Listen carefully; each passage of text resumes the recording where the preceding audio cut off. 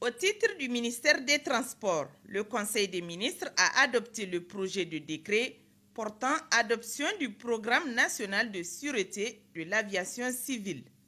Le présent projet de décret est pris en application de l'article 310 de l'ordonnance numéro 2010-023 du 14 mai 2010 portant Code de l'aviation civile qui dispose un programme national de sûreté de l'aviation civile est adopté par décret pris en Conseil des ministres pour garantir l'application des normes contenues dans l'annexe 17 à la Convention de Chicago relative à l'aviation civile internationale et dans la réglementation communautaire relative à la sûreté de l'aviation civile au sein des États membres de l'UEMOA.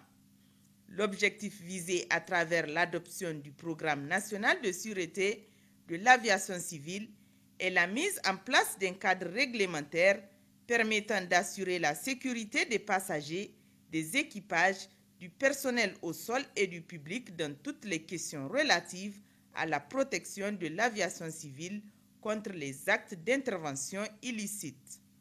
Au titre du ministère des Finances, le Conseil des ministres a adopté le projet de décret portant création d'un guichet unique du commerce extérieur du Niger, en abrégé GUCE Niger, dans le cadre de la mise en œuvre des réformes en vue d'améliorer la qualité des services au profit des usagers du service public et d'accroître la mobilisation des recettes douanières, le gouvernement a signé le 7 décembre 2020 un contrat de partenariat public-privé relatif à la mise en place du guichet unique du commerce extérieur.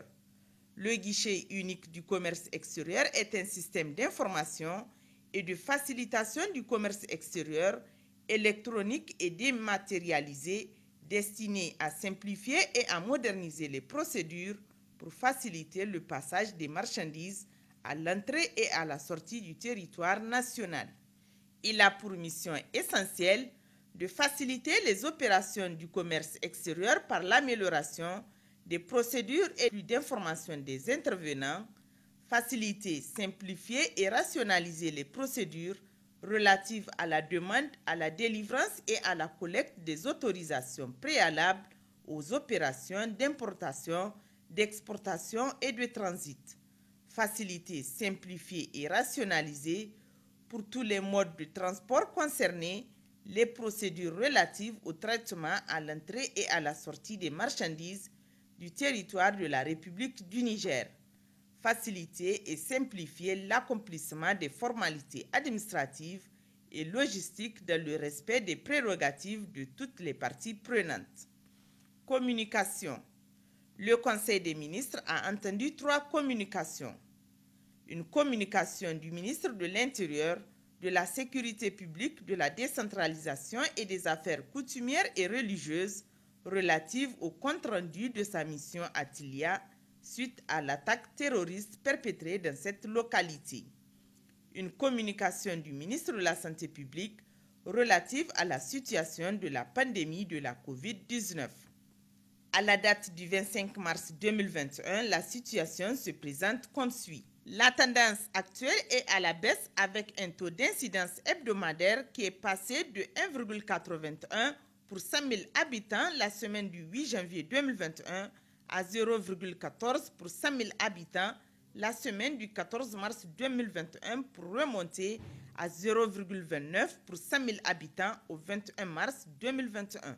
Cette remontée du taux d'incidence est due à la notification des cas parmi les migrants de la région d'Agadez. Stratégie de la riposte au 25 mars 2021. Total de cas confinés 24 032. Total cas sortis du confinement 24 018. Total en cours d'autoconfinement 14. Le Niger a réceptionné 400 000 doses de vaccins et de consommables du fabricant Sinopharm dans le cadre de la coopération bilatérale avec la République populaire de Chine. Cette quantité de vaccins permettra de lancer la première phase de la campagne de vaccination prévue le 29 mars 2021. Stratégie de prise en charge. Au total, 87 455 tests ont été réalisés au 25 mars 2021, à l'issue desquels 4 964 cas sont confirmés, 4 569 sont sortis guéris, 185 décès sont enregistrés, 210 patients actifs, parmi lesquels 52 sont en hospitalisation, dont aucun en réanimation. Défi. Le défi majeur demeure la gestion des vagues de migrants au niveau de la région d'Agadez. Une communication de la ministre du Plan relative au rapport de mise en œuvre du plan de développement économique et social PDES. En guise de rappel, le PDES 2017-2021, adopté en 2017, a pour objectif global d'améliorer le bien-être de la population nigérienne. Il est structuré en 5 axes stratégiques, à savoir la renaissance culturelle, le développement social et la transition démographique, l'accélération de la croissance économique, la gouvernance, paix et sécurité, la gestion durable de l'environnement. Le coût total de mise en œuvre du PDES est évalué à 15 018,2 milliards de francs CFA, de 9 305,7 milliards de dépenses publiques et 5 712,5 milliards d'investissements privés. Les dépenses publiques sont prévues pour être financées par 5 523,9 milliards de ressources propres et 3 712,5 milliards de ressources extérieures à mobiliser.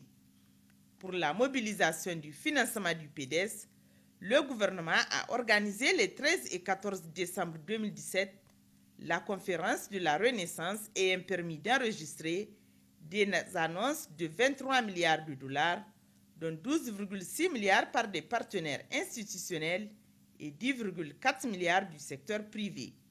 Il faut rappeler que les besoins exprimés étaient de 17 milliards de dollars US. Pour le suivi, la mise en œuvre et la coordination du PDES, un dispositif institutionnel composé des organes de pilotage stratégique, des organes de coordination technique, des organes consultatifs et de concertation a été mis en place. Les résultats enregistrés portent sur la mobilisation des ressources internes et externes et l'évolution des principaux indicateurs. D'une manière générale, les résultats sur la période sont satisfaisants malgré un environnement mondial et régional défavorable, la persistance des menaces sécuritaires, la baisse des cours des matières premières et le contexte de la COVID-19. Au titre des leçons à retenir, on peut noter des progrès importants enregistrés dans presque tous les secteurs en dépit des multiples chocs auxquels le pays est confronté. Choc climatique, sécuritaire, sanitaire, économique. La résilience de l'économie et de la population nigérienne face aux chocs, notamment les inondations, la COVID-19, la baisse des cours des matières premières. La mobilisation des ressources internes et extérieures très appréciable. Cependant, des défis persistent pour l'élargissement de l'assiette fiscale, la formulation des dossiers de projet par les ministères et institutions et une meilleure recherche du financement. L'alignement progressif des partenaires techniques et financiers aux priorités nationales et aux mécanismes communs de financement sectoriel qui enregistrent une plus grande performance que l'approche classique des projets. L'adhésion des populations aux actions engagées, la bonne communication entre les acteurs des différents secteurs, surtout ceux qui organisent régulièrement des revues annuelles conjointes.